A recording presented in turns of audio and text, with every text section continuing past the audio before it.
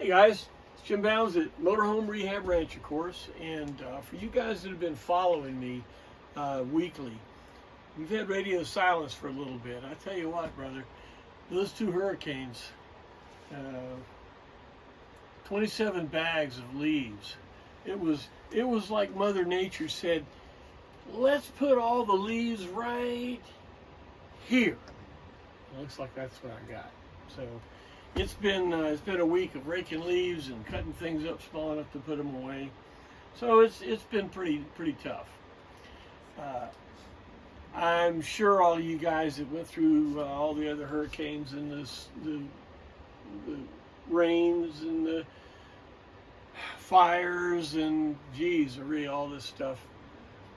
Hang in there, man. We're all pulling for us. All right. Well, look. Today we're gonna talk a little bit about refrigerators, and you know, I've been kind of worried about talking about this for some time because it looks like it's on the surface and it doesn't look like much of a big deal. You know, all these pictures will be at the bottom of the Patreon page. You've got this cabinet right here. Now think about this a minute. The way that, now we're talking a GM floor plan. And by the way, for you guys that want high technical stuff, this is not today. I've got to lay some groundwork. It's been real difficult to figure out how to talk about this. So on a GM floor plan, okay, refrigerator cabinet is right here. Don't look at what I'm doing right now. Now, the kitchen is here. Now, if you remember when we did the inside panels and the headliner, I explained that the interior of the cabinet is broken into modules. You got the front module from the front of the door across. That's the living module. Then from the front of the door back this way is 5 feet for the kitchen. This is the kitchen module.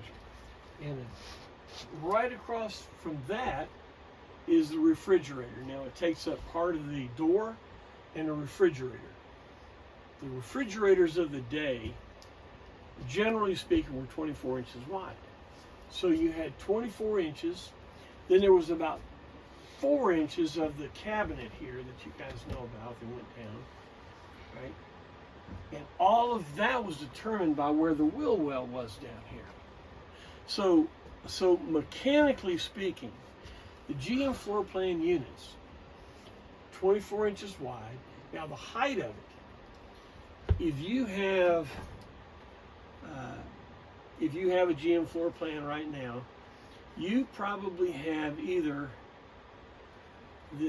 this refrigerator, 2-door, it's a 6.6 cubic foot Norcold, or the equivalent in Dometic.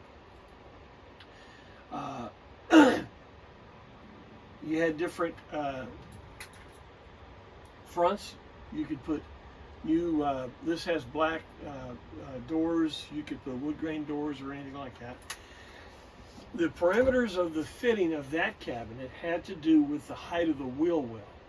Because you can't go lower than the height of the wheel well, because if you come out far enough to go lower than the height of the wheel well, the refrigerator is right in the middle of the floor. Okay? So dimensionally speaking, the refrigerator cannot go anywhere above the wheel well because of its depth.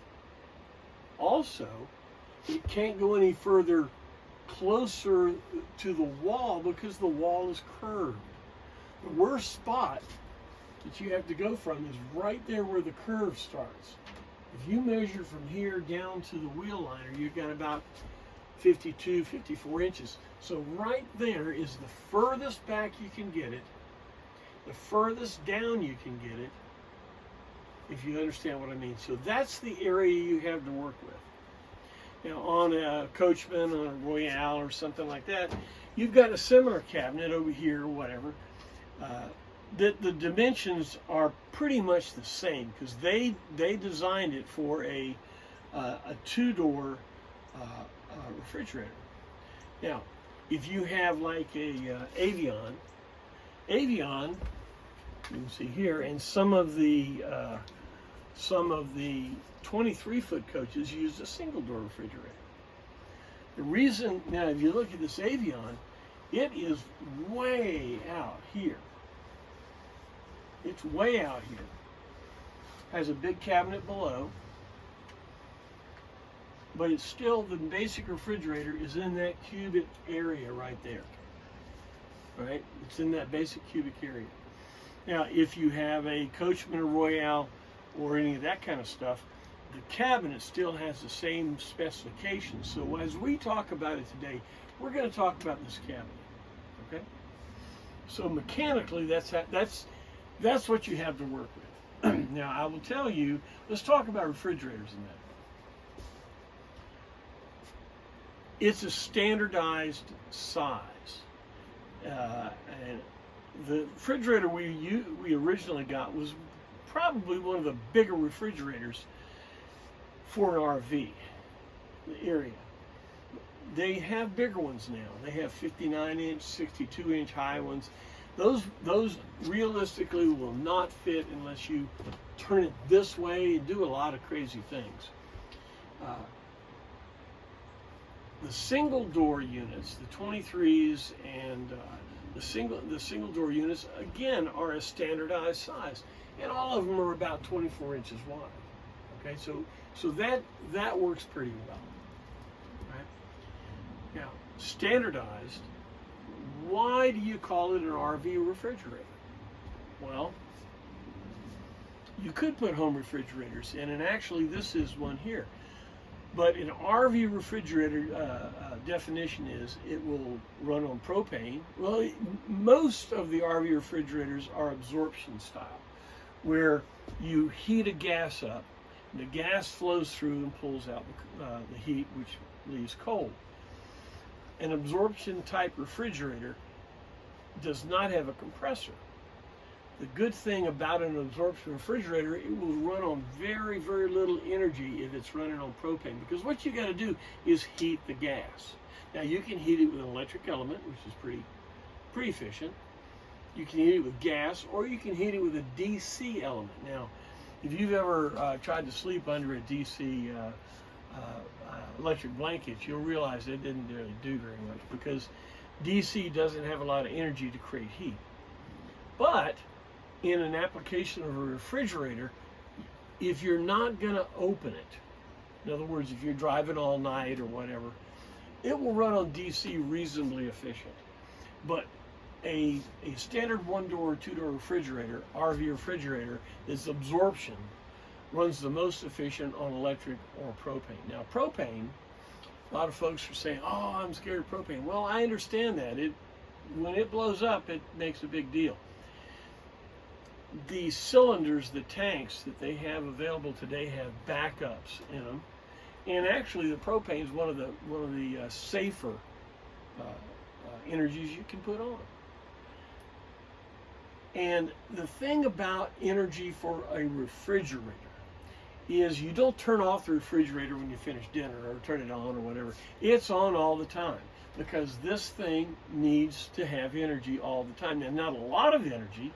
So the big deal on new refrigerators is they pull less energy, okay? But still, it's a constant energy. So your constant energy is the limit. That's why a lot of folks will go to a propane refrigerator, because it's using the propane, like a two-door RV refrigerator only pulls about 300 milliamps for the control panel. It doesn't need the high current to run a compressor, or even to heat up an absorption tank or anything like that. So propane really does work very well. Now, you say, what's the best? Well, things are getting really outrageous with 12 volt and all kinds of things. But in our application, in something of the 70s, that you would like to have convenient propane, convenient cold, propane works pretty well. We had a propane refrigerator in JG here until it died. They work great until they don't, and when they die, they're done. Now, it's unfortunate that happens, because You could try to get it fixed. Say there are three parts to a refrigerator. There's the physical refrigerator, there's the control system, and then there's the cooling unit. Control system is usually electronic components. They sometimes will go out and you can replace them. The cooling unit is the big thing. The cooling unit costs more than half of the cost of the refrigerator. So if you have an absorption refrigerator and the cooling unit goes out, how do you know? Because it smells like dirty diapers, because it's using ammonia gas. If you lose your absorption system, okay, you need to decide what to do, because it's going to cost a fair amount of money to replace the cooling unit. And the average life expectancy, and I can't help this, but the average life expectancy on an RV appliance is about 5 to 7 years. So if you've got 5 years or 7 years, or you have an original refrigerator in there and it's starting to act up, you need to give it a gold watch. Because if you still got an original refrigerator that works, that means that sucker's the best part of 50 years old. You tell me of any home appliance that you're still working with for 50 years. There isn't. And you say, well, it still works, let it go. Don't do that. The thing pulls a lot of energy. It's very inefficient. It does cost money. It does. You're going to find that a absorption two-way refrigerator that runs on propane or electric, it's going to cost $1,500. Ow! But you know, here's the deal. You can't really call it a motorhome if it doesn't have a refrigerator, brother. If you can't keep beer cold, and maybe you say, well, I'll just put a cooler in there and ice. Let me tell you something. The ice you get tired of stopping to get ice.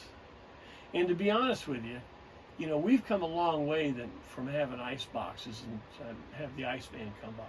Okay, there are a lot of good refrigerators out there, cooling systems that really are new technology. I'll give you an example. It depends on which way you want to go. If you want to be really convenient and real nice and plenty of room and all that, you want to get one of these Norcolds, or check out RVPro. It's a new company that is making roof air conditioners. They make a wonderful heat pump, 15,000 low profile roof air conditioner, but they also make refrigerators. So look into those, measure your opening to be sure, you know, I think it's 52 or 53 inches. I can't remember. The width is going to be 24, and check your depth, all right? And then look at the specifications on new RV refrigerators, because they are reasonably standardized. Chances are you will find one that will fit into your application. Now you say, well, what's new? Having a two-way refrigerator, that's old school, old style, but they are getting much more efficient, and it's still very convenient. Now what's new? The new things are 12 volt only and getting rid of propane. So how do they do that? Because propane was 83,000 BTU per gallon, very, very efficient, and it worked. You could put a propane fridge in here; it would last 6 months. But the new thought today is solar, is electric, is lithium-ion batteries and all this kind of stuff, which will work, but it has to be efficient. Because remember, it's on all the time. If you look up a faucet compressor, look up the Norcold 12 volt only, and it uses there's a new compressor design out that's very, very efficient. It only pulls like 4 amps or something like that, 3 or 4 amps. Solar panels can more than easily keep up with that, which is a great thing, because remember, you are having energy drain all the time, 24/7. Well, not all the time with the thermostat going off, but it's on. It could need power at any point. So having a consistent, lower current, but a consistent energy source, like a solar panel, if you figure out what the efficiency is and the requirements of the refrigerator you have in there, today, without having big bucks or anything, you can get a solar system that would replace that much energy. And if you do that, now you think about it a minute. What do you have in energy requirements for a 26-foot motorhome? What do you have? Refrigerator. You have a microwave, right?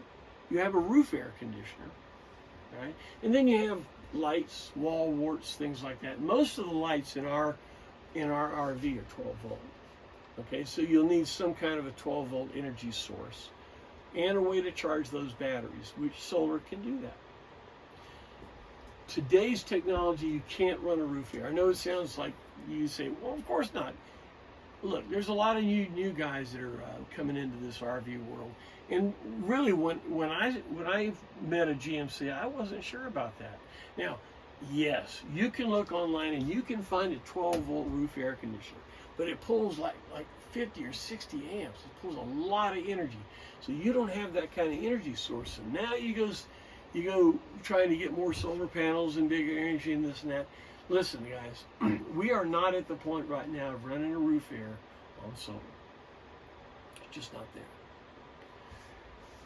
But today, we can create enough energy to offset the use of your refrigerator. So, if you want to get into the new ideas and the new designs and what's coming down the pike, okay, get 500, 750 watts of solar. Get a 12 volt refrigerator that pulls less energy than that, and you're on top. You're working. That's what's available today. Make sense? What am I doing here? I had originally put in the idea that I was going to use a chest style refrigerator down here, and then a normal inexpensive refrigerator here, and that's what we're doing here. This is basically it's a 12 volt refrigerator that will run on 110. It has a power supply, and it will run on 110 or 12 volts. So when you're on the road, this refrigerator can pull 12 volts, which means it pulls from your electrical system. And it pulls very, very, very efficient. I mean, a couple of amps. When you're driving, it's free power. When you're parked, if you have 500 watts, it will offset this easily. So you run it on DC, you have a separate solar system to create power for this, to replace it in your battery system, and you're ready to go. This is a 110 single door, apartment refrigerator. When you get where you're going, you plug in. If you're running your roof air for your generator for your roof air, which is really the only efficient way to have the roof air working, is to run the generator or to be plugged in. So when you're in that situation, you can pull off, this is like 1,000 watts or something like that. If you wanted to get a solar system that was big enough, you could run a solar panel and all this and run this home refrigerator. You can get one big enough for that. But even the smaller ones will keep this alive. So the idea of this is, what is the cheapest way that I can get a refrigerator where Janie can feed me? What we have here, this was, how much, $170 for this, 180, something like that. This was 159, 169, so we're at like $400. And we can have 12 volts refrigerator on the go. We can have a freezer. This could go to a big freezer. If I kill a deer or something, you can turn this to a freezer. And then when we do have 110, we have a good size refrigerator, small freezer here. It's kind of silly, but this would be your freezer, this would be your refrigerator. When you have 110 power When you have 12-volt power, you'll just have this one. Does that make sense? This is the cheapest way. This is the most inexpensive way. And in that, I had already made a cabinet here. This goes a little bit higher than the wheel well, but it's about right. So it gave me a space for this. It gave me enough space for a one-door refrigerator. Plus, you see here, I've also got a microwave. We've got the microwave in the same cabinet. I took it out of over here, so that gives us a little bit more room here. We've got our cooker here. So these are in this position. Now I can do all kinds of fancy things to make them look good, fascia plates, cover plates, and things like that, and I'm going to do that next. But they are in the position. This is a cute little refrigerator, microwave. It is a 0.7 cubic foot. So we're not going to make a turkey dinner in there, but it'll be a small pizza, something like that. You know, make coffee or whatever. So in an RV application, in a motorhome that is 26 feet, you know that you're not living in it. This is not a 40-foot motorhome that has everything in the world and you send Christmas cards and cook turkey dinner. This is a 26-foot motorhome. Some of you guys live in it. But the reality is it's a travel machine. That's the way GM looked at it. It's a travel machine. And while you're traveling, you are comfortable. You have a kitchen, a 5-foot kitchen. You have a little toaster oven. You have a refrigerator. You have a way to keep things cold, and you have a microwave. Air fryer. Oh yeah, and we have the new thing here. I tell you guys, these fryers are awesome, aren't they? Yeah, so you have all the latest conveniences in a 26-foot application, which is kind of unusual. Cabinets. When you pull out this refrigerator cabinet, and the way this thing is modular. This refrigerator cabinet is a standalone unit. You go down to the base, there's a couple of triangle metal pieces in the bottom. It's screwed to the wall. This whole cabinet will come right out. You can use it as a pattern to put a new one in there if you want to build it. And you say, well, I'm going to use the original. Yes. If your original particle board cabinet is still in good shape, usually what happens at the bottom, the refrigerator will defrost and it'll kill the bottom cabinet. Ask me how I know. And the bottom of the cabinet itself being particle board and a lot of water up here is susceptible to that cabinet being bad. If it is, you can build a new one. And what I did here, my cabinet literally fell apart. It just fell apart. The refrigerator died. It all went away. So I just built this cabinet. I'm not going to tell you how to build cabinets. Actually, I've seen a guy go to IKEA, buy a cabinet, round it off and fit it in there. There's all kinds of things that you can do. And yeah, we have a 5-foot IKEA mini kitchen right here. Worked out great. If you want to go original, I just talked to a guy last week. Beautiful Palm Beach, and he wants to keep it absolutely original. I dig it. These are antique cars. These are 50 years old, and when you go to a car show and you have one that's really set up, original and perfect, they'll flip out. You usually win a trophy. But if you have something that's clean and neat, not like this, but clean and neat and ordered, you go to a car show, they're going to love it. They're going to love it. Okay. One last thing about these refrigerators, and to be honest with you, not just refrigerators, but generators, everything. Technology today is not where you fix it. It's terrible, but it's cheaper to throw something away. It gives you 3 or 4 years of good use, and the price was right. You throw it away, and you put a new one in. So my suggestion is to build your cabinet a universal size. So in a couple of years, if something goes bad with the cabinet, with the refrigerator or the microwave you had, you can pull it out, throw it away, put another one in, and maybe make a cover plate or something. Whenever you're putting a refrigerator, same thing with a generator. There's a lot of really interesting ideas in generators. So if your generator's crapped out, pull it out and make the compartment Standardize. Look at what's available and make that thing standardized. Same thing here. Look at what's available. They're pretty standardized, and make that opening to fit. Okay? All right, guys. Well, look, we've run a little bit longer here. I was really working on trying to figure out how to explain all of this.